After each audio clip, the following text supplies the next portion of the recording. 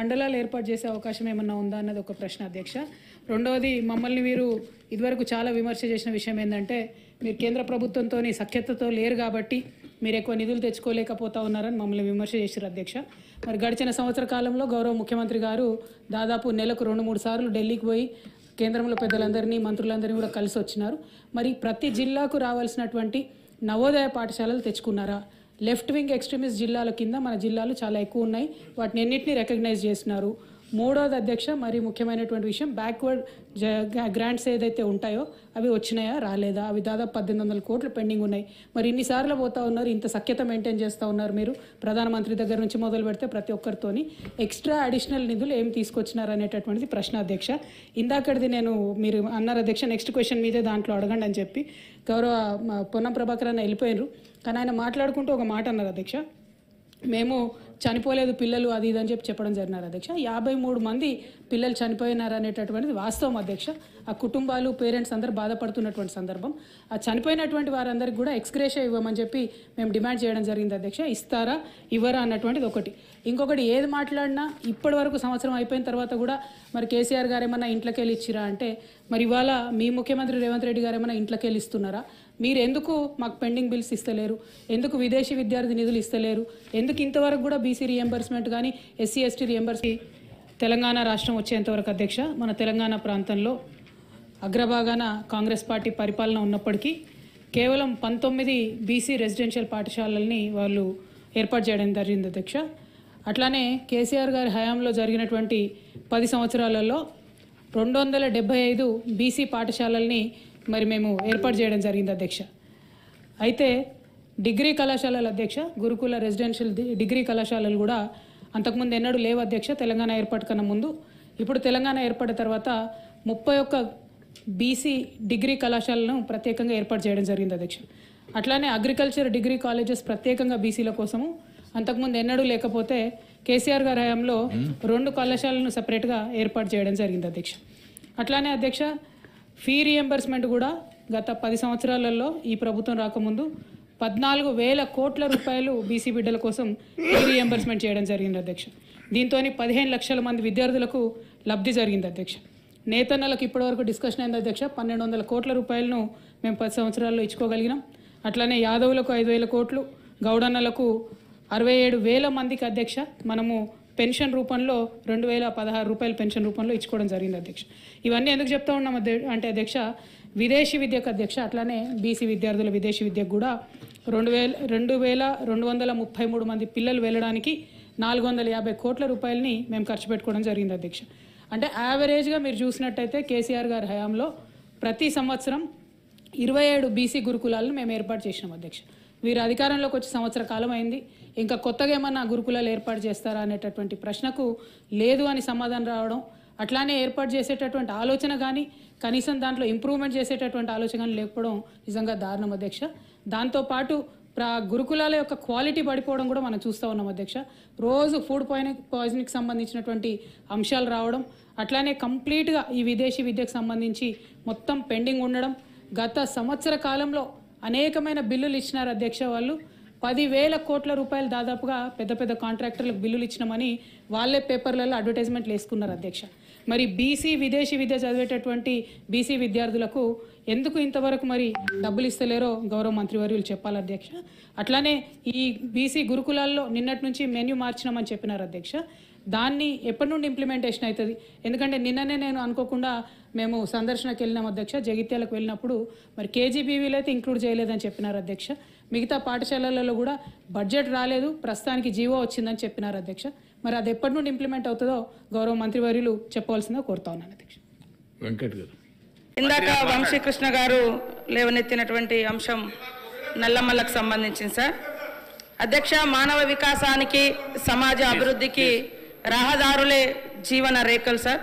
రోడ్లు లేనటువంటి గ్రామాల పరిస్థితి ఎట్లా ఉంటుంది, అభివృద్ధి ఎంత వెనుకబడేయబడుతుంది అనడానికి నేను పుట్టినటువంటి ఆదివాసీ గూడాలు, పల్లెలు, తండలు, మామూలుగా అటవీ ప్రాంతాల పరిస్థితి మాకు తెలుసు. ములుగు కానీ, నేను ఇన్ఛార్జిగా ఉన్నటువంటి ఆదిలాబాద్ కానీ, నేను నిరంతరం పర్యటన చేస్తున్నటువంటి అచ్చంపేట కానీ. కాబట్టి అలాంటి గ్రామాలకు ఖచ్చితంగా రోడ్లు వేయాలన్నటువంటి లక్ష్యంతో ఈరోజు సీఎం రేవంత్ రెడ్డి గారు మరి ఒక ప్రత్యేకమైనటువంటి నిర్ణయం తీసుకొని రాబోయేటువంటి 4 సంవత్సరాలలో 12,000 కోట్లతోటి 17,000 కిలోమీటర్ల వరకు రోడ్లు నిర్మించాలని కూడా నిర్ణయించుకోవడం జరిగింది సార్. ఇప్పటికీ ఈ ఏడాది సిఆర్ఆర్ కింద 2,311 కోట్ల రూపాయలను మంజూరు చేసి 2,400 కిలోమీటర్ల నిర్మాణం కోసం టెండర్లు వేసే ప్రాసెస్లో ఉన్నాయి సార్. కొన్ని టెండర్లు కూడా అయినాయి, కొన్ని వర్క్స్ కూడా చేపట్టడం జరిగింది. రాబోయే రోజులలో ఇందాక మల్రెడ్డి రంగారెడ్డి గారు కానీ వంశీకృష్ణ గారు కానీ లేవనెత్తినటువంటి రోడ్లకు సంబంధించి ఖచ్చితంగా మరి 12,000 కోట్ల రూపాయలు ఖర్చు చేస్తాం. 11,000 కిలోమీటర్లను రోడ్ల నిర్మాణం చేస్తాం. అదేవిధంగా తొందరలోనే 1,200 కిలోమీటర్లకు సంబంధించినటువంటి కొత్త రోడ్లను కూడా చేయడానికి ప్రతిపాదనలు కూడా సిద్ధం చేసుకున్నాం సార్. ప్రతి గ్రామం నుంచి, గ్రామ పంచాయతీ నుంచి బీటీ రోడ్లు వేయడం కూడా జరుగుతుంది. లాస్ట్ మంత్లో సీసీ రోడ్ల కోసం కూడా 324 కోట్ల రూపాయలను ఇవ్వడం జరిగింది. గత మార్చి నెలలో 600 కోట్ల రూపాయలను కూడా సీసీ రోడ్ల కోసం ఇవ్వడం జరిగింది. ఇప్పుడు ఆర్ఆర్ కింద కూడా మరి ఎంఆర్ఆర్ కింద కూడా 1,150 కోట్లను తొందరలోనే మంజూరు చేస్తాం సార్. మొన్న వర్షాలకు దెబ్బతిన్నటువంటి రోడ్ల కోసం కూడా 50 కోట్లను రిలీజ్ చేయడం జరిగింది. కాబట్టి తొందరలోనే ఆ రోడ్లను నిర్మాణం చేపడతాం. గత 10 సంవత్సరాల కాలంలో టీఆర్ఎస్ హయాంలో 2,200 కోట్లు మాత్రమే వారు మంజూరు చేయడం జరిగింది సార్. ఆ రోడ్లన్నీ గుంతలుగా ఉండడంతో ఇప్పుడు మేము తీసుకుంటా ఉన్నాం యుద్ధ ప్రాతిపదికన. కాబట్టి అచ్చంపేట కూడా ముఖ్యంగా వైల్డ్ లైఫ్ ఏరియా, ఇది ట్రైబల్ ప్రాంతాలన్నీ కూడా మేమందరం రెగ్యులర్గా ఫేస్ చేస్తున్నటువంటి ఇష్యూ. కాబట్టి ఈ వైల్డ్ లైఫ్ ఉండడంతో ఇటు మా ఏటు నాగారం ఏరియా కావచ్చు, అటు కవ్వాల్ ప్రాంతం కావచ్చు, ఇటు మరి అచ్చంపేట టైగర్ జోన్లో కావచ్చు, ఇవన్నీ కూడా అక్కడ ఉండేటువంటి 100 సంవత్సరాలుగా నివసిస్తున్నటువంటి ఆదివాసీ గూడాలకు రోడ్డు రవాణా వేయడానికి ఆటంకంగా కూడా మారుతుంది. కాబట్టి ఇక్కడ నుంచి ఒక ప్రత్యేకమైనటువంటి అధికారిని పెట్టి వీటికి కూడా సకాలంలో ఈ చెంచు పెంటలకు కూడా పర్మిషన్ వచ్చి రోడ్లు వేసే విధంగా కృషి చేస్తామని తెలియజేస్తూ, ఖచ్చితంగా రాబోయే కాలంలో అన్ని రోడ్లకు ప్రతి జీపీ నుండి మండల కేంద్రానికి పోయింది. ఇది 0 అవర్ కాదు కదా అన్న, 0 అవర్ కాదు, ఏదైనా కొంచెం అటు ఇటు మాట్లాడడానికి. అధ్యక్ష, సర్పంచ్ల పెండింగ్ బిల్లులకు సంబంధించి హరీష్ రావు గారు, అదేవిధంగా రాజేశ్వర రెడ్డి గారు, వెంకటరమణారెడ్డి గారు, కోవలక్ష్మి గారు, నాయన రాజేందర్ రెడ్డి గారు, కొత్త ప్రభాకర్ రెడ్డి గారు మాట్లాడడం జరిగింది సార్. వారు చెప్పినటువంటి వివిధ అంశాలను చూస్తే, మేము వచ్చిన తర్వాత సర్పంచులు ఫిబ్రవరి నెలలో వాళ్ళ కాలం అయిపోయింది సార్. అప్పటి తర్వాత మళ్ళీ ఈ రాష్ట్ర ప్రభుత్వము కులగణన చేసి మరి మేమెంతో మాకంత రిజర్వేషన్ తీసుకురావాలనే ఉద్దేశంతో ఎలక్షన్స్ జరగకపోవడం మూలంగా కొద్దిగా గ్రామాలలో కొన్ని సమస్యలు అయితే ఉన్నమాట వాస్తవం. అయితే ఈ వచ్చినటువంటి పెండింగ్ బిల్లులన్నీ కూడా గత ప్రభుత్వం నుంచి బీఆర్ఎస్ ప్రభుత్వం మాకు వారసత్వంగా ఇచ్చినటువంటి పెండింగ్ బిల్లులు. అయితే ఇవి లాస్ట్ ఏదో 1-2 ఇయర్స్ నుంచి కాదు సార్, 2014 నుంచి కూడా ఇట్లనే వస్తూ వచ్చింది. పెండింగ్ బిల్స్ నా దగ్గర ఉన్నాయి, కావాలంటే వాళ్ళకి ఆ స్టేట్మెంట్స్ కూడా ఇవ్వడం జరుగుతుంది అధ్యక్ష. అదేవిధంగా అధ్యక్ష, వీరి హయాంలో ఇప్పుడు ఆర్థిక శాఖ మంత్రి గారు ఆ రోజు హరీష్ రావు గారే ఉన్నారు. వారు ఇంత బాధపడుతున్నారు. మీ చేతిలో ఉండి ఇట్లా ఒక సంతకం పెట్టించుంటే ఆ రోజు అన్నీ క్లియర్ అయ్యేటి. మేము వచ్చినాక సర్పంచ్లో లేరు, సర్పంచ్ల బిల్లులు మా దగ్గర పెండింగ్ లేవు. అయినా కూడా సార్ మా ప్రభుత్వంలో మరి ఇప్పటి వరకు జీపీల కోసం 740 కోట్ల రూపాయలను ఇవ్వడం జరిగింది. ఉపాధి హామీ కింద కూడా గతంలో జరిగినటువంటి పనులలో 450 కోట్లు రిలీజ్ చేసినాం. ఇంకా కొంత పెండింగ్ ఉన్నది వాస్తవం.